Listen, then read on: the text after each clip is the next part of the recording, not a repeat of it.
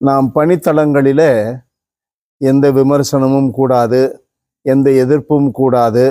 நாம் நினைத்தது நினைத்தபடியே நடக்க வேண்டும்.